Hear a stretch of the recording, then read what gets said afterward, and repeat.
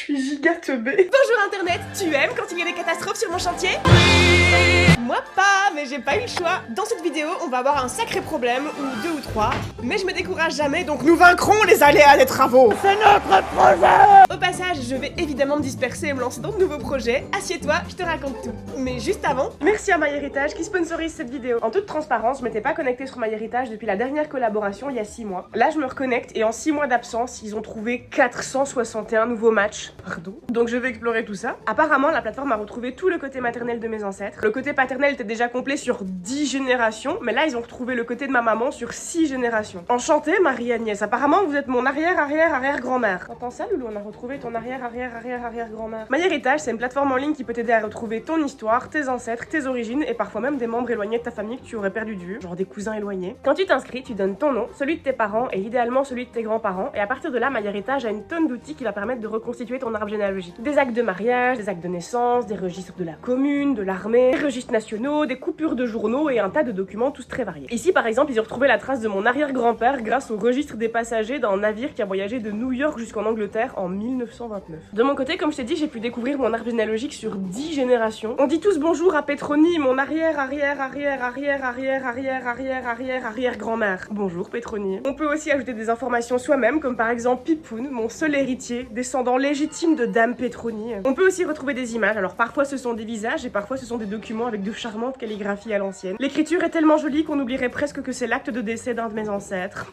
Mais c'est très joli! Et tant que je te parle de photos, MyHeritage a aussi plein d'outils pour donner vie à tes images. Par exemple, j'ai retrouvé cette photo sur le site et en 2 clics, j'ai pu la remettre en couleur et l'animer. Apparemment, ce charmant visage appartenait à la femme du cousin de mon grand-père. Enchantée, Jeanne Anna Ghislaine, je suis heureuse de faire votre connaissance. En ce moment, t'as 14 jours d'essai et en 2 semaines, t'as déjà largement le temps de découvrir des trucs hyper intéressants sur tes origines et tes ancêtres, donc n'hésite pas, le lien est dans la description. Sur ce, nous, on a plein de travaux à faire. Selon les plans, ici, il y a un meuble sur mesure qui a été prévu. Bon, il faut encore un petit peu se projeter, mais ça va être super joli.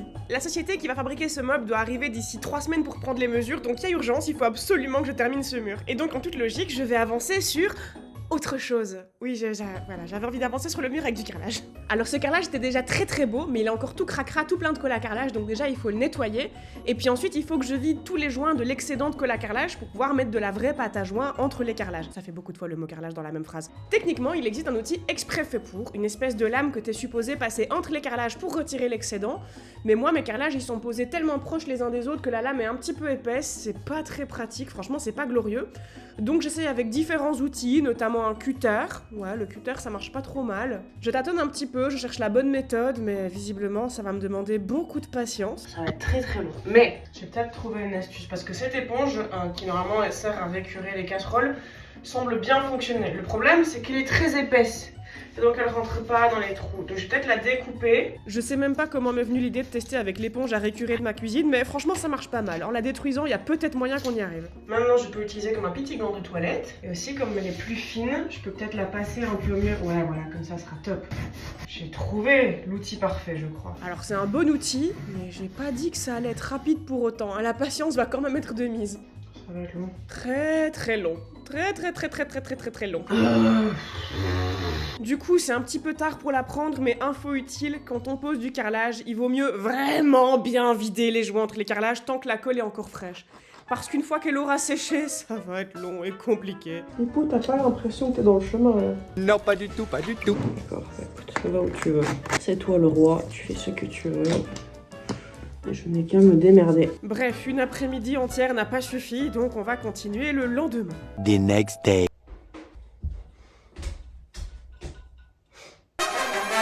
Je n'ai aucune explication pour cette coupe de cheveux. J'ai vu un tuto sur TikTok. Parfois, il faut liker le tuto et continuer de scroller, mais voilà. Non, ça a du potentiel, mais ça pourrait être plus réussi si j'avais bouclé la frange aussi. Ouais, bah ça va, je teste des trucs, voilà. Bref, quoi qu'il en soit, on a encore des joints de carrelage à vider. Ah là là. Oui, bah en même temps, pendant 7 mois, j'avais plus de salle de bain. J'ai laissé mon hygiène et mes cheveux à l'abandon total et moi il faut que je réapprenne. J'ai plus l'habitude moi d'avoir accès au confort moderne comme ça. Laissez-moi faire des erreurs, laissez-moi tester des trucs. En plus ça m'apporte de la joie, à chaque fois que je croise mon reflet dans le retour caméra je me tape une barre. À chaque fois je suis surprise par mon propre reflet. Rire c'est très bon pour la santé. Conclusion, mes bouclettes sont très bonnes pour ma santé, et peut-être pour la vôtre aussi. Ceci étant dit, ce fou rire capillaire m'a permis de meubler le 2e jour de vidage des joints, mais après le 2e jour, bah il faut un 3e jour pour vider les joints. J'aurais dû être plus soigneuse au moment de vider les joints quand ils étaient encore frais. Après, si ça se trouve, je me casse le cul pour rien, et c'était déjà très bien comme ça, hein. Peut-être que je vide trop les joints. Le truc, c'est que je préfère faire trop bien que pas assez, parce qu'une fois que je serai au moment où je mettrai la pâte à joint, ce sera trop tard. Il sera trop tard pour regretter. Vous voyez pas du tout ce que je fais de là où vous êtes. Mais qu'est-ce que c'est que ce volume là? Que je vous montre d'un petit peu plus près, en gros, bah c'est ça que je dois faire. Je dois aller gratter la colle à carrelage bien durcie. En plus, c'est solide ce truc. Je dois faire ça pour chaque carrelage. Et il y en a beaucoup des carrelages. Le yoga. J'ai pas complètement fini de tout gratter là-bas, mais dans la douche, ce sera un autre type de joint avec de l'époxy. Donc je peux déjà avancer ici. Et si j'avance ici, ce qui est génial, c'est qu'on pourra enfin remettre les toilettes et faire caca à l'étage de la chambre. Parce que descendre 3 étages à 3 h du matin parce que t'as envie de faire pipi en pleine nuit, c'est... Je vais quand même protéger les contours de mon beau plafond tout neuf, j'ai pas envie de faire une tache dessus. Et pour essuyer la pâte à joint, des culottes. Alors les culottes c'était une super bonne idée, mais je sais pas pourquoi, entre temps j'ai oublié ma très bonne idée. On en reparlera juste après, mais déjà il faut que je fasse mon mélange de pâte à joint, je remplis tous les joints avec ma pâte, et puis vient le moment de nettoyer l'excédent. Et là bah, j'ai oublié ma bonne idée des culottes, et à la place j'ai utilisé une éponge humide, alors c'est ce qu'ils conseillent sur les tutos internet, mais sur ce coup là c'était une très mauvaise idée d'écouter les tutos internet. C'est nul l'éponge mouillée, ça fait que étaler le produit, il faut changer l'eau 1000 fois, ça s'étale, c'est chiant, c'est salissant, ça prend 1000 ans. Ça a pris tellement de temps que j'ai dû appeler Jimmy à la rescousse parce que la nuit était carrément tombée entre temps et ça n'avançait pas. Et nous ne verrons jamais la fin de ce post parce que Pipoun a décidé de poser son royal derrière devant la caméra. Et c'est très bien comme ça. Le lendemain, je vais pouvoir faire quelques petites corrections. La plupart des joints sont vraiment très bien, mais il y en a quelques-uns qui sont un peu trop creusés où je vais devoir rajouter de la matière. Donc je refais de la pâte, je fais mes petites corrections, je continue d'avancer sur le mur. Et cette fois-ci, par contre, je me suis souvenu de ma bonne idée et j'ai frotté ça avec des culottes. Bon, verdict, frotter avec de vieilles culottes en dentelle de piètre qualité, ça marche beaucoup mieux qu'avec une éponge mouillée. Contrairement à l'éponge humide, bah déjà ça étale pas du tout le produit. L'astuce, c'est d'attendre que la pâte est un petit peu séchée. En gros, elle doit être sèche sur la surface du carrelage et encore légèrement humide dans le joint. Et là, quand tu frottes, bah, ça tombe en poussière sèche au sol. Ça s'étale plus du tout comme de la pâte toute cracra. En vrai, la dentelle, ça a vraiment une super texture parce que tous les petits trous loulous, ça accroche bien et tout. Vraiment, la texture, elle est terrible. Dans ces cas, tu vas voir tous les carreleurs aller dans tous les TAM de France pour dévaliser le rayon culotte. Ah non, je vais me répéter, mais ça marche hyper bien. J'ai trop perdu mon temps le premier jour en faisant ça avec une éponge humide. Vraiment beaucoup plus rapide de faire comme ça. Ça m'a pris 10 fois moins de temps de le faire avec une culotte sèche qu'avec une vieille éponge humide. Ma seule théorie sur le pourquoi les gens disent de le faire à l'éponge, c'est que bah, de le faire à sec, ça demande un petit peu plus de force dans les bras parce qu'il faut quand même bien frotter. Mais il faut frotter qu'une seule fois, faut pas frotter 500 fois la même zone avec du produit qui s'étale et qui se dilue au fur et à mesure. Et si t'as peur de mal gérer le temps de séchage, bah ici par exemple j'ai laissé trop sécher. Tu vois que je dois quand même bien frotter pour faire tomber le produit.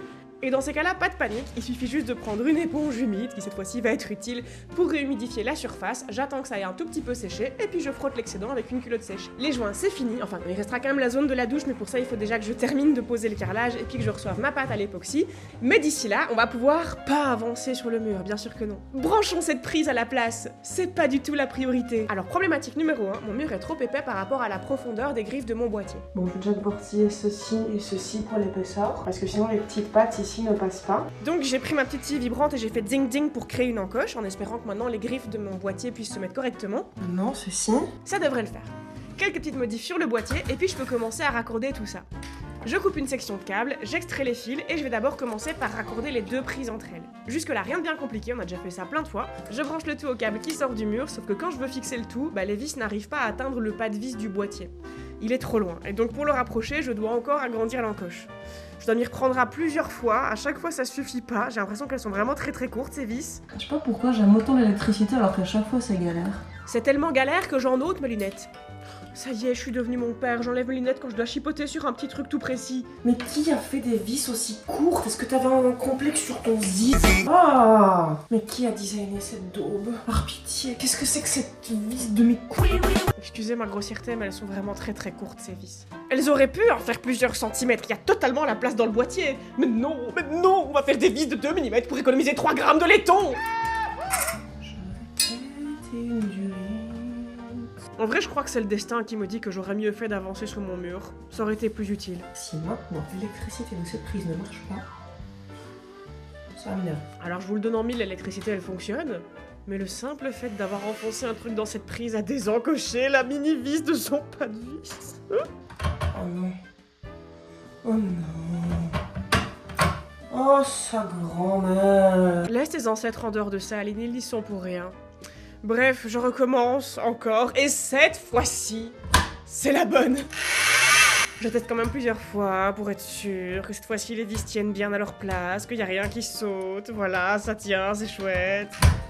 Oh, ça, c'est fait. Heureusement, t'es jolie. Je vais aller me détendre sur un poste facile, comme par exemple en faisant le joint de silicone sanitaire entre le bac de douche et le carrelage. Voilà, ça c'est facile. Il suffit de mettre du scotch, et puis on met le silicone, et puis on lisse avec son doigt, et puis on peut retirer le scotch, et écoute, ça c'est le bruit d'une finition bien propre et bien réussie. C'est agréable. Ah, ça m'a détendu, ça va beaucoup mieux. Et tant que je suis lancée sur mes joints de silicone, je vais téléphoner au magasin de carrelage pour acheter du silicone de la bonne couleur pour un autre truc que je dois faire qui est très important. Mais bonjour, je vous téléphone pour savoir si vous avez de stock du silicone sanitaire d'une certaine couleur. La référence couleur, c'est KK72. Il n'y a pas de souci, j'en ai 15, donc pas de problème. Parfait, super. C'est génial, ils ont du caca en stock. Oui, j'ai filmé l'appel juste pour cette blague. Caca.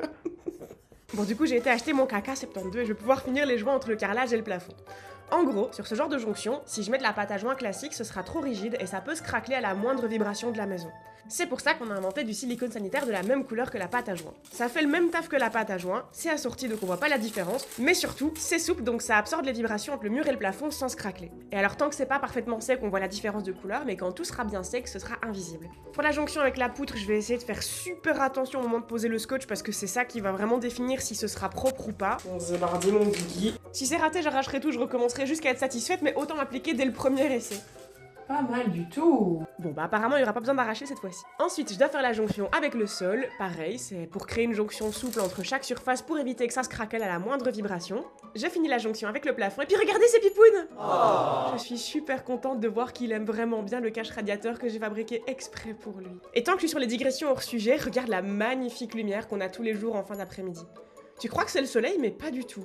Enfin si, c'est le soleil mais pas direct. C'est le soleil qui se reflète sur les films réfléchissants de la fenêtre là-bas au loin. Wow.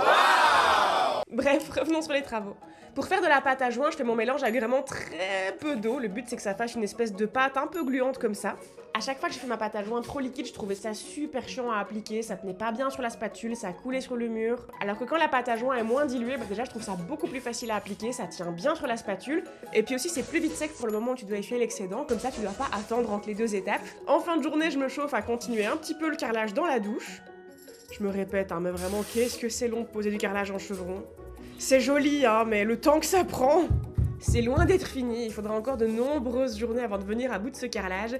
Et d'ici là, je vais encore me disperser dans mes travaux. Et cette fois-ci, c'est entièrement votre faute. Dans les commentaires de la dernière vidéo, vous avez été nombreux à me prévenir que j'avais fait de la dope dans mes branchements électriques. Et apparemment, j'avais tellement fait n'importe quoi que même Manu, mon super électricien, m'a téléphoné pour me prévenir qu'il fallait vraiment que je change ça. Salut Manu. Et dis-moi, je me permettais de te contacter juste pour 2-3 petits détails. Déjà, j'aimerais, s'il vous plaît, mais pas des raccords au lustre pour brancher les fils électriques. Ça, on me l'a dit plein de fois, donc ça, je vais appliquer, ça c'est sûr. Je vais remplacer par des Wago. Et ces Wago, surtout, ils doivent être accessibles toujours. Que t'aurais un conseil pour avoir une boîte de dérivation qui ne fasse pas juste un cache en plastique moche en plein milieu de ma pièce? Pourquoi alors ne pas plutôt essayer de faire un petit grillage? Et à ce moment-là, t'as un accès, c'est pas fermé, c'est esthétique. Merci Manu, tu es le GOAT. J'ai tellement de chance d'être conseillée par autant de gens compétents. Entre vos commentaires et les quelques personnes géniales qui interviennent chez moi, je suis vraiment bien entourée. Bon, donc déjà, la priorité, on va enlever ces raccords lustres pour les remplacer par des Wago. Et c'est promis, je vais prévoir un boîtier de dérivation qui soit accessible ici, mais je ferai ça quand je reprendrai la construction de ce meuble. Une priorité à la fois. La priorité suivante, c'est que le branchement que j'ai fait ici dans le mur, il est supposé rester accessible. Mais il a toujours été accessible, il suffit juste d'utiliser les bons outils, comme par exemple un marteau. Regarde, quand j'arrache le mur, c'est accessible. Parfaitement accessible. Non, allez, c'est bon, on va faire les choses proprement, on va mettre un boîtier de dérivation, et puis on utilisera la brillante idée de Manu pour cacher ça de manière esthétique. Je replâtre quand même un tout petit peu parce que là c'était vraiment très très cracra. Et puis je vais chercher une jolie grille d'aération pour cacher le tout. Une grille en laiton bien évidemment. En parallèle, Enrique, mon merveilleux plombier, est venu pour installer les toilettes et prévoir la tuyauterie qui sera encastrée dans le mur. Malheureusement j'ai mal expliqué le plan, j'ai oublié de mentionner que le robinet était encastré et pas sur des tuyaux flexibles. Et donc je me retrouve avec un robinet à une hauteur conceptuelle. Ce sera pas très pratique pour se laver les mains. Mais bon, il peut revenir dans 3 jours pour corriger ça, donc pas de panique. Par contre, pour le problème suivant, j'autorise tout le monde à paniquer.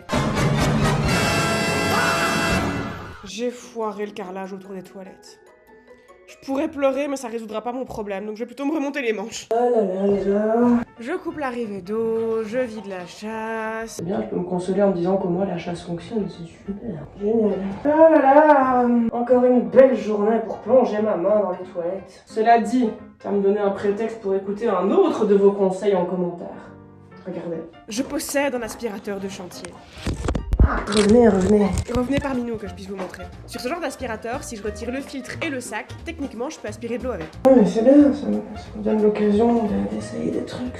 C'est une bonne nouvelle après tout, c'est génial. On va pouvoir apprendre tous ensemble comment retirer un carrelage, youpi. Je retire le sac, le filtre, ça faisait un moment que je l'avais déjà retiré. Quelle belle opportunité, je suis ravie. Super, on va pouvoir tester mon aspirateur face à de l'eau. C'est formidable, on aura appris quelque chose aujourd'hui. Quelle belle consolation, quelle belle opportunité d'apprendre tous ensemble. Quelle belle opportunité, c'est génial. Regardez, sans ce problème, je n'aurais jamais pu vider mes toilettes avec mon aspirateur. Quelle chance. Chaque problème est une occasion d'apprendre de nouvelles choses, les contents. Je suis content. Je pète la joie. Je n'avais vraiment rien de mieux à faire aujourd'hui que démonter mes toilettes à nouveau. Génial. Et maintenant, je peux arracher le carrelage. C'est top. Super. Génial. Je suis content. Oh, super. C'est génial. On les compte.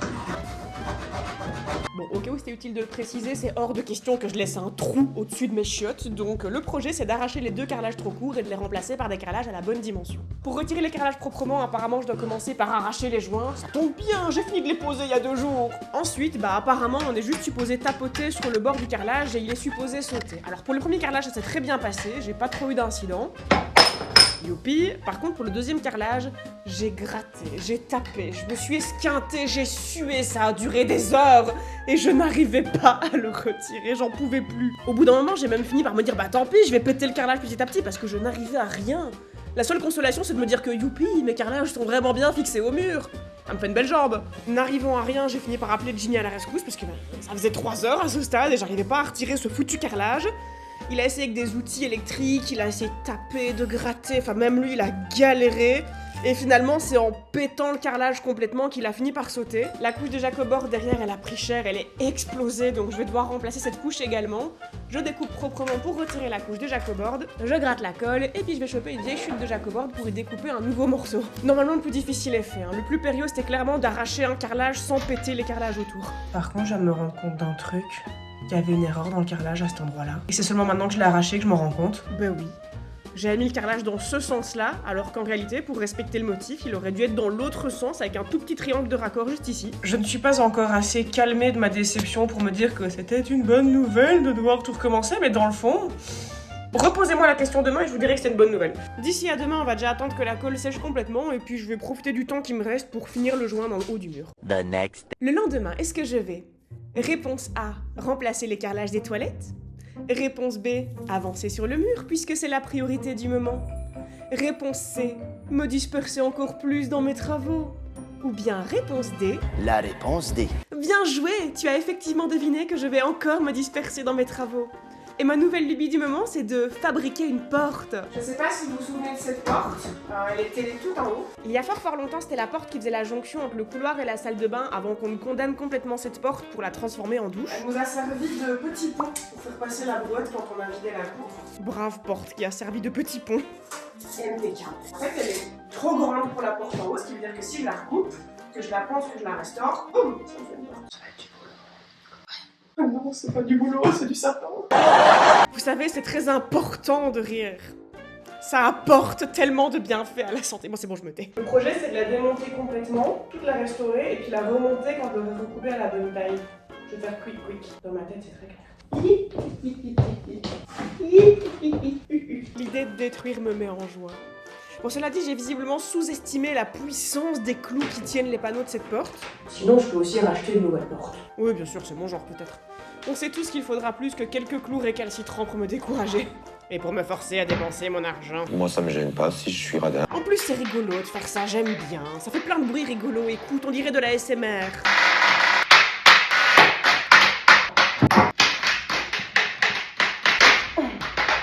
Je pourrais acheter une nouvelle porte. Est-ce que je suis du genre à acheter une nouvelle porte? Non. Non, les marchands de portes, vous n'aurez pas mon argent. Eh, j'ai mis tous mes sous dans cette maison, j'ai plus les moyens d'acheter une porte. C'est une mode de vie. C'est une mode de vie. Une fois que j'ai réussi à tout arracher, il faut que j'enlève les clous. Pour ça, je tape sur le côté pointu du clou avec mon petit marteau et puis je retourne la planche et j'arrache le côté pas pointu du clou. Taper, taper, retourner, arracher. Une fois que j'ai démonté chaque pièce de la porte, on se retrouve avec ça. Non, je vous jure, elle a du potentiel, ma vieille porte. Et puis d'un coup, je me souviens que j'avais des carrelages à remplacer. Donc on va faire ça, ce serait peut-être pas mal. Et puis tant que je suis devant, je me dis aussi que je m'occuperai peut-être bien de la plaque de chasse, pourquoi pas. Je me disperse dans tout. Ici j'ai un carrelage qui dépasse un chouïa et qui m'embêtera pour le moment où je voudrais brancher la chasse, donc je vais raboter ça vite fait. Une fois que c'est bien raboté, je pourrai en profiter pour enfin brancher le mécanisme de la chasse. Mais je ne le ferai pas parce que j'aime beaucoup trop me Disperser. en allant par exemple commencer le ponçage de la porte. Au bout d'une demi-heure, je finis par me souvenir que, mais il faudrait peut-être que j'aille terminer les carrelages, moi. Parce qu'il faut que je pose le joint et puis que le joint ait le temps de sécher avant qu'Enrique revienne pour pouvoir rebrancher les toilettes. Normalement, cette fois-ci, ça devrait le faire. Il devrait plus y avoir de trous au-dessus de mes chiottes, mais on sera fixé dans 2 jours quand Enrique reviendra. Ensuite, est-ce que j'irai pas continuer de poser du carrelage dans ma douche? Bah oui, après tout, il faut bien que ça avance, ce poste. Sauf que tout compte fait, est-ce que je changerai pas de direction pour finalement aller poncer ma porte en bas? Bah oui. Dispersion.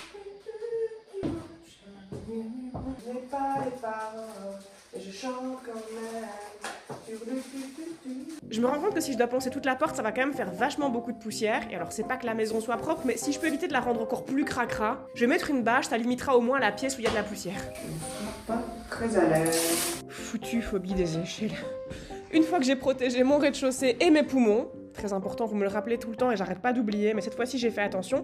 Bref, on est parti pour une bonne après-midi de ponçage. Là, je vous ai fait un turbo accéléré du futur, donc on dirait que ça va giga vite, mais en vérité, j'ai vraiment passé l'après-midi entière à poncer cette face de la porte. Regarde toute la poussière que ça a fait. Vous voulez une bonne blague? Je pourrais racheter une porte. Parce qu'en plus, il y a aussi les renforts que je dois poncer. Puis la deuxième face, elle n'a même pas encore été décapée. Tout ça prend tellement de temps que le soleil est littéralement déjà en train de se coucher. Tu crois que j'ai fini aujourd'hui? Oh non, non, le lendemain il faut continuer. Après, la consolation, c'est qu'au moins sur cette porte-ci, c'est pas de la peinture chiante qui colle quand on la chauffe. Ici, c'est de la peinture chouette à décaper.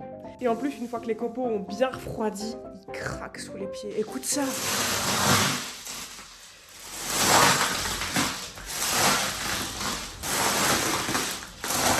Oh, moment de bonheur. Oh, c'était vraiment trop bien. Mais bon, après ce petit moment de fun, on est reparti pour une deuxième après-midi complète de ponçage. Là, je n'entends rien du tout, je ne veux pas le savoir. Bref, le lendemain, Enrique est là, il a amené tous ses outils, et Pipoun a senti une odeur très rigolote sur la poubelle. J'aime trop quand il fait cette tête. Ça sent bon cette histoire. Et sinon, pendant qu'Enrique travaille en haut, moi j'ai pas fini d'avancer sur ma porte. Je suis William Turner, j'ai mis mon petit bandana. Jusque-là, j'ai poncé ma porte seulement avec du gros grain. Mais maintenant, il faut que je ponce au grain plus fin.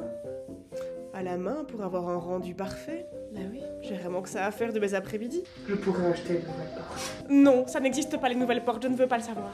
Normalement, j'ai fini avec le ponçage de cette porte, donc la partie salissante et poussiéreuse, c'est terminé. Le nuage de poussière de ponçage qui émane de moi, on dirait que je suis en feu. Maintenant, il faut la reconstituer, la porte. Je réencoche toutes les planches ensemble pour reconstituer le panneau. Ensuite, je vous avoue que j'ai pas réfléchi à la suite du plan. Je pense pas que les charnières, on pourra utiliser les mêmes. Donc là, j'en suis à l'étape où je dois réfléchir à comment je vais remonter cette porte, les charnières, le mécanisme, etc. Sauf qu'en fait, les anciennes charnières de cette porte, elles sont pas très belles, elles sont pas en bon état. Je vais devoir utiliser mon cerveau et trouver une idée.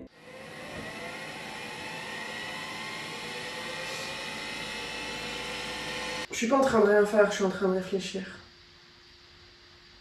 C'est une activité qui me demande beaucoup d'énergie.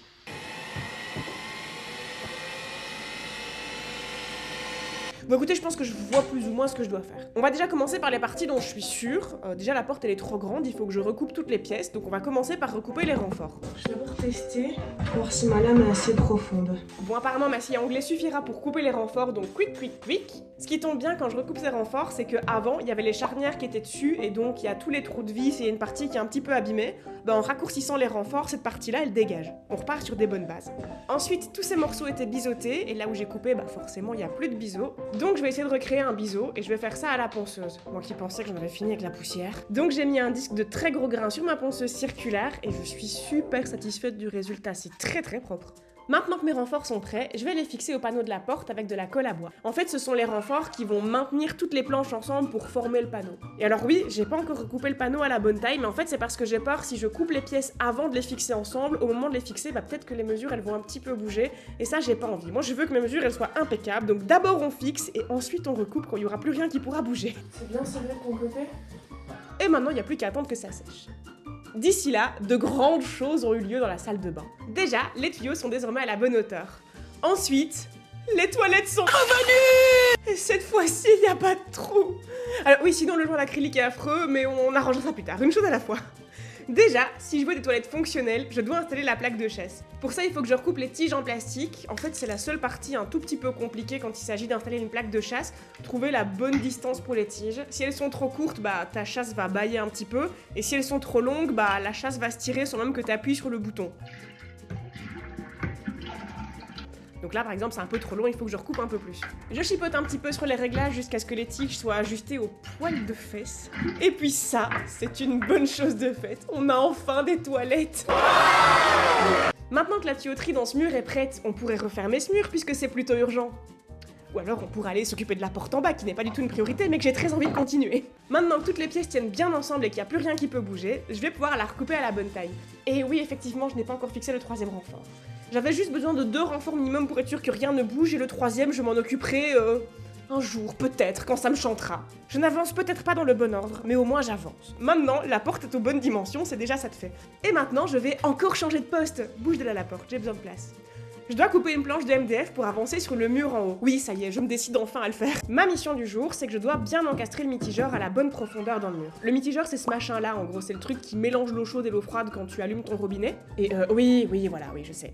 Écoutez, déjà que j'ai pas prévu de mettre de budget dans une nouvelle porte, alors un pantalon de travaux, tu penses bien, j'ai autre chose à faire de mes sous. Moi, ça me gêne pas si je suis radin. Tout le budget est dans ma future magnifique robinetterie. J'ai prévu un sublime robinet en bronze dont les tuyaux sortiront directement du mur, et donc il faut que le mitigeur soit bien encastré. Il faut cacher ça dans le mur à la bonne profondeur.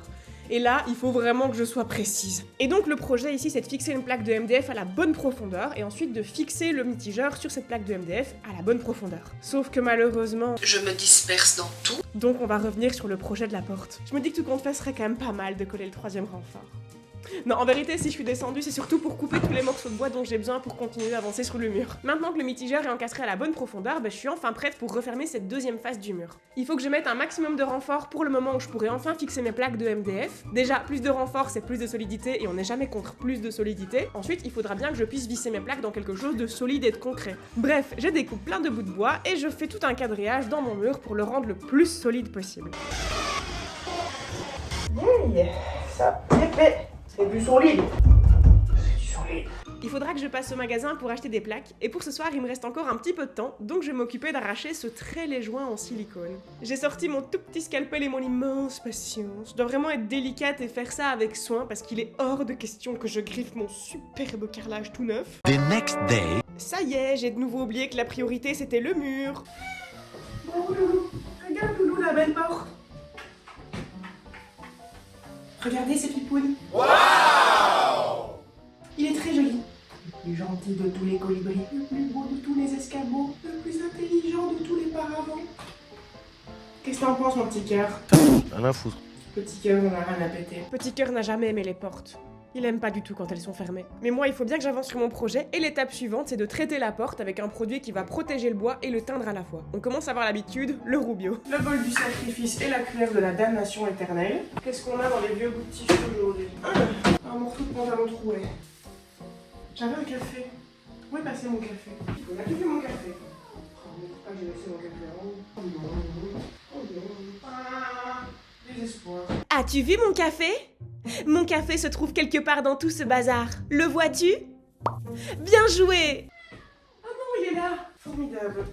Pour l'atteindre, j'ai choisi de mettre la couleur Golden Hour, comme ça ce sera bien assorti avec l'encadrement de la porte, mais je fais quand même un petit test avant pour être sûr. Adjugé vendu. Pour faire mon test, j'ai utilisé la fin de la bouteille qui avait servi à teinter l'encadrement de porte, mais là si je veux faire toute ma porte, bah j'ai bien dû commander une bouteille toute neuve. Pas de chocolat? Oui, le chocolat. Non, ils n'ont pas envoyé le chocolat. Oh. C'est quoi? Ils m'ont envoyé une pile? C'est pas si à l'annonce. Est-ce que je dois comprendre que je pue de la gueule? Ah, Rubio, je préférais le chocolat. Tu l'as dit. Bon, bah, peut-être qu'ils trouvent que je pue du bec. Oh, quoique boire mon café après une pastille à la menthe, ça va être dégueulasse. Bon, Rubio, t'as peut-être gâché mon café, mais tu vas sublimer ma belle porte, donc tu es déjà pardonné. Au bout d'un moment, je suis à court de produits, donc il faut que je refasse un mélange, mais j'ai fait une terrible erreur. Flûte, c'était pas la bonne couleur. Bon, bah j'ai fait le produit en espérant qu'il soit pas encore trop imprégné. Même en essuyant au max le produit, on voit la différence de couleur. Là, à gauche, c'est une couleur un petit peu qui tire plus sur le jaune, et ici, ça tire plus sur le rouge-violet. Pour ma défense, il faut dire que les bouteilles se ressemblent quand même vraiment très fort. Bon, allez, toi t'es puni, va au coin, je veux plus te voir. Je vais attendre que ce soit parfaitement sec, et puis bah, je poncerai la zone. Normalement, ça devrait être rattrapable. D'ici là, je pourrai avancer sur mes carrelages, ou sur mon mur. Mais je préfère avancer sur le joint de mes toilettes. Un jour, je finirai mon carrelage. Un jour. Pas aujourd'hui. Ici, j'ai beau m'appliquer, sur mon premier essai, le joint est toujours aussi moche. C'est moche! Le silicone, c'est quand même plus compliqué à lisser que l'acrylique. Je vais devoir être beaucoup plus soigneuse sur l'application de mon scotch. Donc je retire tout et on va réessayer. Cette fois-ci, je pose mon scotch un peu plus loin. Je me dis que si le joint est moins fin, ça devrait être plus facile à lisser. Instant de vérité. Et c'est pas mal du tout. Je pense que finalement j'ai trouvé la bonne méthode. Pendant ce temps, mon erreur en bas a eu le temps de sécher, donc je vais poncer le bois pour bien retirer tous les pigments qui auraient pu s'incruster. Et puis on est bon pour refaire un mélange, et cette fois-ci je fais quand même très attention à pas me tromper de peau. On se met dans l'ambiance.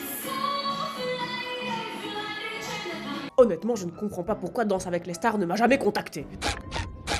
Après avoir fini ma petite correction, bah, je peux attaquer la deuxième face. Ça va vraiment être très très beau. Et puis va savoir pourquoi je décide de retourner la porte. Et en plus, ça se passe très mal. Catastrophe. C'est bon, elle a rien ma porte? Ça va, elle va bien. Contrairement à mon tréteau qui tire la tronche. Pendant que ma porte boit son produit, j'ai des courses à faire. Déjà, je vais regarder ce que je trouve comme charnière pour suspendre cette porte. J'ai trouvé ça, mais j'ai peur que ce côté vraiment très ancien donne un côté vieille porte de grenier à ma vieille porte de grenier. Je me dis que si je trouve de très belles charnières en laiton, ça pourrait un peu la moderniser. Malheureusement, dans le rayon où il y a du joli laiton, bah j'ai pas trouvé de charnière. Par contre, j'ai trouvé une charmante petite poignée qui va servir à complètement autre chose.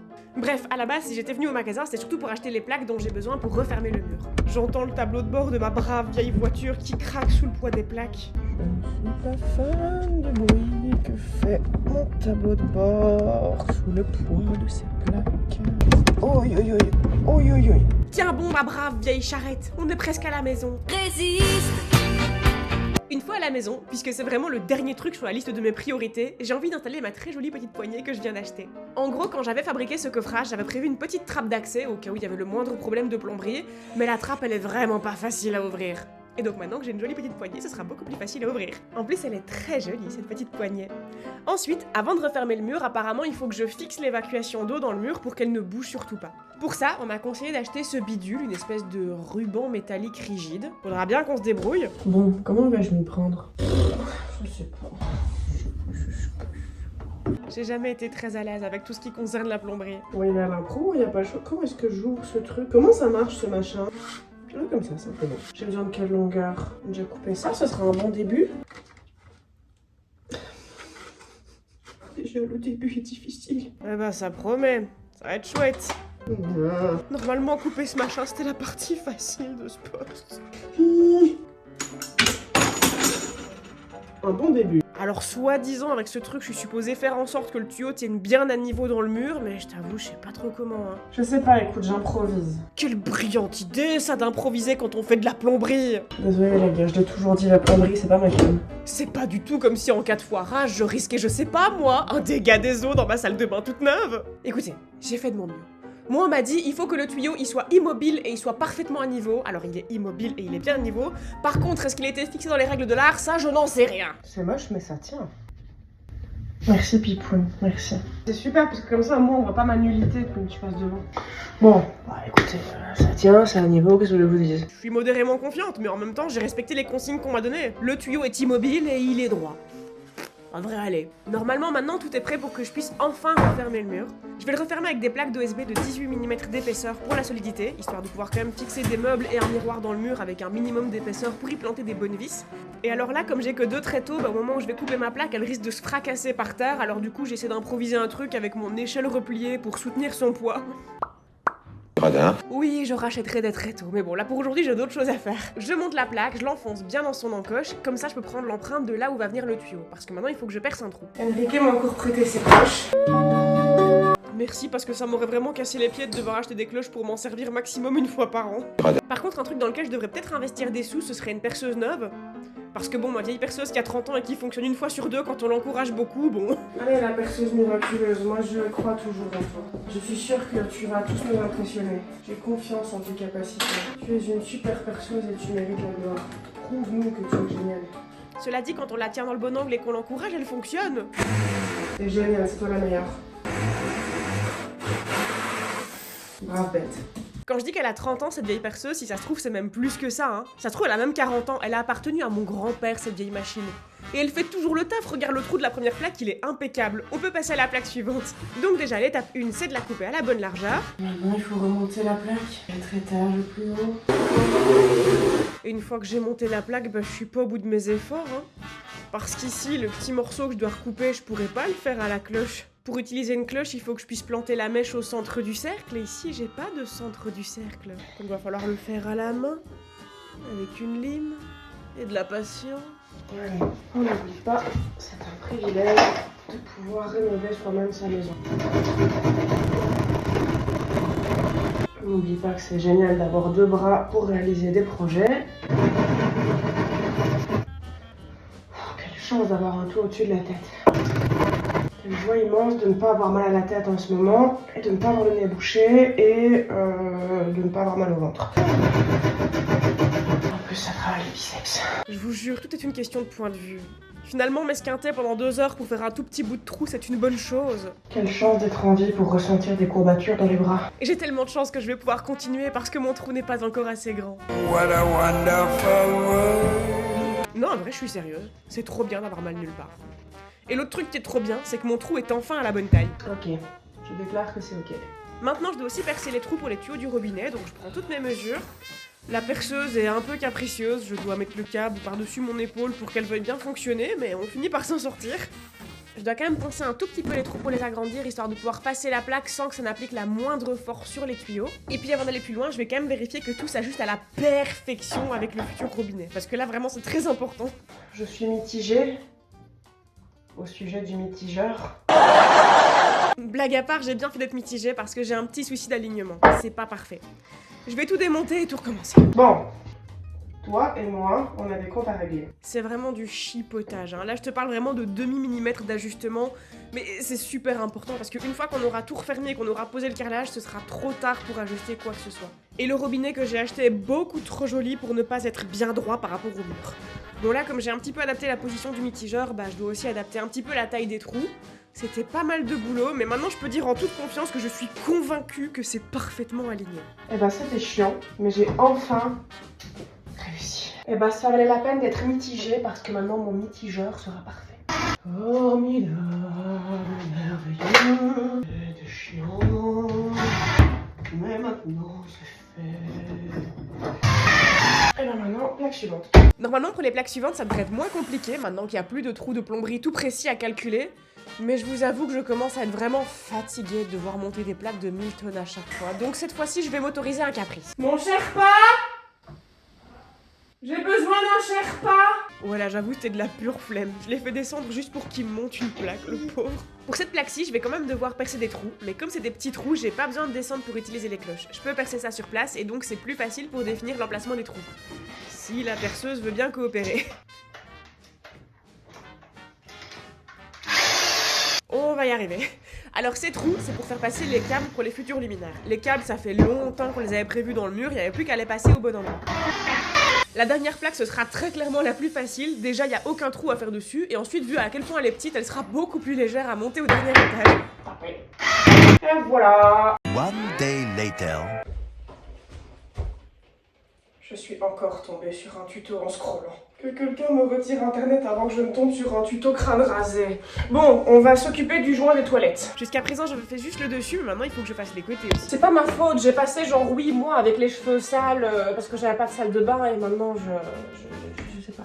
Si je voulais être hypocrite, je pourrais aussi dire que je rattrape un trauma de l'enfance, de quand j'avais la coupe de Godefroy de Montmirail. Bonjour, Saint-Denis. Et je l'ai traîné longtemps en plus, cette coupe de cheveux. Donc en comparaison, mes bouclettes aujourd'hui, ça va, hein, c'est pas si mal. Le côté droit, c'est fait. Ensuite, je m'attaque au côté gauche. Et une fois que c'est terminé, pendant tout ce temps-là, ma porte elle a eu le temps de bien s'imprégner du produit et de bien sécher. Donc j'appelle mon brave Sherpa. Go Kylie, go! You're doing amazing, sweetie! Go, Kylie, go! Good job, Kylie! Wow, look at her go! Jusque-là, je n'ai encore jamais testé ma nouvelle porte dans son environnement naturel. C'est le moment de vérité, j'espère que ça va être bien coupé. Et a priori, ça me semble tout bon. Bon, il faut encore les charnières, il faut les poignées, etc. Mais pour l'instant, la dimension, c'est top. Qu'est-ce qu'on en pense, Pipou? Rien à foutre. C'est pas grave. Bon, moi en attendant, il faut que je m'occupe de trouver les charnières de mes rêves. Oui, je l'ai pas fait plus tôt parce que j'ai foncé dans mon projet sans réfléchir à quoi que ce soit en avance. En attendant que ma commande arrive, je sais pas si tu te souviens de la galère que ça avait été quand on a installé les stores pour la chambre. Eh ben on a un store à installer mais dans la salle de bain cette fois. Ils mettent un QR code genre manuel d'installation, sauf que après faut que tu trouves lequel c'est. Ils te disent pas lequel c'est. C'est bien. Voilà. Y a même pas on sait même pas c'est quel modèle. Je t'avoue, c'est quelque chose de satisfaisant de te voir galérer autant que moi sur ce store. Vous voyez, c'est pas moi qui suis nul, c'est le mode d'emploi de ces stores qui est nul. Mais Pipou, ce n'est pas comestible. Je pourrais l'empêcher de faire une bêtise, mais je choisis de le filmer et faire la bêtise à la place. En même temps, il est si mignon, même quand il fait des bêtises. Pipou. Stop, mon ragondin, stop. Bon, pendant que Jimmy galère à trouver le bon mode d'emploi et surtout à le comprendre, moi je vais m'occuper de ce petit truc, juste là. Il y a un morceau de plaque qui s'aligne pas bien, ça me dérange. Je vais le poncer. À la main. Avec patience. C'est quand même vachement mieux comme ça. Et j'ai eu le temps de poncer mon machin que Jimmy n'a toujours pas fini d'installer le store. Il y a 2 secondes là-haut. On prend les bitognos. Il a dit bite. On prend les bitognos et on les met dans les machins trucs. Tu as compris? C'est très important d'être très précis dans les travaux. Prends les trucs, tu les mets dans les machins et tu l'insères dans les bitognos qui servent à relever le bidule. Après toutes ces explications fort précises, il a enfin réussi à installer le store. Ça va être tout noir. Maintenant tu peux applaudir. Mais je n'ai qu'une main comme je filme, alors... Ce sera surtout utile en été quand le soleil tapera sur les Velux, mais c'est une bonne chose de fait. Bon bah voilà, hein. Maison finie pour moi. Pour toi peut-être, mais moi j'ai encore plein de projets. Il y a ça qui vient d'arriver. Et toi, Pipoun, tu sais ce que c'est? Oh, moi je sais. C'est les futures lampes pour la salle de bain, mais alors surtout nous avons des vis en laiton, des charnières en laiton, des crochets en laiton et une poignée en laiton. Parce que j'adore le laiton, ce cuivre de couleur jaune. Maintenant que j'ai tout ce qu'il me faut pour raccrocher la porte, je me dis que ça va être super facile et que ça va aller hyper vite. Sauf que première petite difficulté, ici la charnière elle est pas complètement plate. Ce machin là, ça s'appelle le rivetage et en fait il dépasse un petit peu. Donc si je veux que ma charnière soit bien plate sur la porte, il faut que je crée une encoche pour enfoncer le rivetage dans le bois. J'avais oublié de prévoir ça, mais ça devrait être vite réglé. Au début, j'essaye avec une lime à bois, mais finalement, on va faire les choses proprement dans les règles de l'art. Et selon les règles de l'art, d'abord il faut commencer par entamer le bois avec une lame bien aiguisée, en traçant un trait là où tu veux que ton encoche s'arrête. Ensuite, je vais enfin pouvoir tester mes ciseaux à bois. J'avais reçu ça à Noël l'an dernier et j'ai encore jamais eu l'occasion de tester, donc allons-y. Alors déjà, c'est super rigolo à utiliser parce qu'il faut taper. Ensuite, ça marche vraiment hyper bien. Pour une première utilisation, je trouve que mon encoche est déjà super réussi. Comme j'ai prévu 3 charnières, je suis bonne pour refaire 2 fois de plus la même opération. Donc j'encoche le bois proprement. Ensuite, je le fais sauter avec mon ciseau à bois. Moi qui pensais accrocher ma porte en 10 minutes montre en main, quelle erreur. Mais bon, c'est l'occasion de tester un nouvel outil. 3e encoche pour la 3e charnière, je reproduis toutes les mêmes étapes. Et maintenant que j'ai toutes mes encoches, je me dis que pour fixer les charnières, ça va aller vite. Quelle erreur! Il y aura beaucoup d'étapes. Alors déjà, je vais devoir pré-percer. Ensuite, avant de fixer mes vis en laiton, c'est conseillé de pré-percer avec des vis en inox qui sont plus solides. Mais mon problème, c'est que la porte est moins épaisse que la longueur totale des vis. Donc il faut pas que j'enfonce les vis jusqu'au bout, sinon je vais percer la porte et ce sera moche de l'autre côté. Donc je mesure et je mets un petit scotch sur ma vis pour marquer l'endroit que je ne dois pas dépasser au moment de pré-percer. C'est un petit peu de chipot sur cette étape, mais le vrai chipot, c'est que j'ai le même problème sur les vis en laiton qui sont trop longues également. je vais devoir recouper une à une. Et ça se passe en bas. Donc je cale mes vis avec un serre-truc, mais le serre-truc ne veut pas tenir. Quoi encore? Qu'est-ce qui ne va pas cette fois? Ah d'accord. Mon serre-truc a fondu. D'accord, bon bah je vais continuer avec un serre-truc en métal. La première fournée de vis est prête, on va pouvoir aller fixer ça. Et alors je fais tourner ma visseuse très lentement. Parce que je t'ai dit, les vis en laiton c'est beaucoup plus fragile que les vis en inox. Si ma visseuse dérape, je pourrais griffer la surface et c'est hors de question. Maintenant, bah je suis bonne pour refaire toutes les mêmes étapes pour les deux autres charnières. Donc pré-percer avec une mèche très fine, et puis pré-percer avec des vis en inox. Et puis recouper toutes mes vis une à une. J'aurais pu acheter une nouvelle porte. C'est trop tard pour cette option maintenant. J'ai déjà investi beaucoup trop de temps dans cette porte, ce sera celle-là ou rien d'autre. Une fois que j'ai fixé toutes les charnières dans la porte, bah maintenant on peut la remettre à sa place et fixer les charnières pour de bon dans le chambranle. Je vous fais cette étape en accéléré parce que là aussi il fallait percer avec une mèche fine, et puis percer avec une vis en inox, et puis enfin mettre les vis en laiton, et là en plus je l'ai fait à la main au tournevis. Ensuite il faut mettre la poignée, et alors là tous les petits scotch que tu vois c'est que bah là aussi je dois raccourcir plein de pièces parce que ma porte est vraiment pas très épaisse. Je perce, je chipote, j'essaye de fixer ma poignée, absolument chaque étape sur cette porte prend 10 fois plus de temps que ce que j'imaginais à la base. On va y arriver, on va y arriver. C'était long, mais on y arrive. Je galère et Pipoun s'en lèche les parties. Le yoga. C'est bien, loulou. Lave ton trou de balle sur les draps de lit tout propre. J'ai enfin compris ce qui coince, je dois redescendre recouper un truc. Sauf qu'en fait, il y a encore un autre truc qui coince et je dois encore recouper un autre truc. Avec le montage, on se rend pas compte, mais j'ai vraiment passé la journée là-dessus. Millième essai. Et c'est enfin la bonne. Et là, j'ai la naïveté de croire que c'est enfin fini les difficultés. Mais non, mais non. Ça va bien rentrer. Oh, même cette étape, elle est compliquée. Allez, rentre. Qu'est-ce qui ne va pas? En gros, sous chaque poignée, il y a une toute petite vis que je dois serrer pour bien fixer le truc. L'outil qui est fourni avec, c'est une espèce d'outil en forme de L, et alors c'est génie! On fait en sorte que d'un côté ce soit de la bonne taille, mais de l'autre côté ça rentre pas dans le pas de vis. Alors d'un côté de ma porte où il n'y a pas d'obstacle, pas de problème, ça marche bien. Mais du côté où il y a le renfort, comment je fais? Le renfort est complètement dans le chemin, donc je vais essayer de tordre la pièce. Le truc c'est que c'est solide l'inox, donc j'ai un peu du mal, et je finis par demander à Jimmy s'il a pas la force. J'ai réussi, mais je l'ai cassé. Non, c'est parfait. Regarde, c'était ça le but. Maintenant, je peux enfoncer la partie cassée dans le trou et la serrer avec une pince. Sauf qu'en fait, je suis Aline du lendemain. Sur ce coup-là, je suis giga teubée. Tu vois la vis qui est en dessous? Bah, c'est une poignée. Et les poignées, ça tourne. Ah non, vraiment, prix Nobel sur moi. Je suis abasourdie par ma bêtise. Là, vraiment, j'ai pas les mots. Je crois que c'est mon plus bel exploit jusqu'à présent. Bon, cela dit, on a peut-être oublié un détail important. La société qui vient pour mesurer le meuble arrive demain. Il y a urgence, il faut vraiment qu'on colle les plaques sur le mur. Je m'éternise pas sur les explications de ce post parce qu'on a déjà fait ça 1000 fois et à ce stade, je suis sûre que vous connaissez les étapes par cœur. Normalement, tout est bon pour prendre les mesures. On est dans les temps à 24 heures près. Alors sinon, il me restait un petit peu de temps en fin de journée, donc j'en ai aussi profité pour accrocher les très jolis crochets de ma jolie porte. Et bah, c'était vraiment beaucoup de boulot. Non, c'est du sapin. Je ne regrette rien. Elle est magnifique. Je sais, c'est du détail hein, dans une rénovation. J'ai vraiment passé un temps fou sur un truc... Une porte. Une porte. Mais j'aime tout sur ma porte. Elle est somptueuse. C'est ma porte. Vous voulez la meilleure? En réalité, elle n'est pas finie. J'ai encore ajouté un quart de rond. Ce sera du détail, mais j'ai plus le temps pour cette vidéo-ci. Surtout que la société vient mesurer ce truc genre demain. Il était plus que temps. J'ai l'impression que j'ai pas du tout avancé dans cet épisode-ci, mais l'air de rien, j'ai fait les joints des carrelages.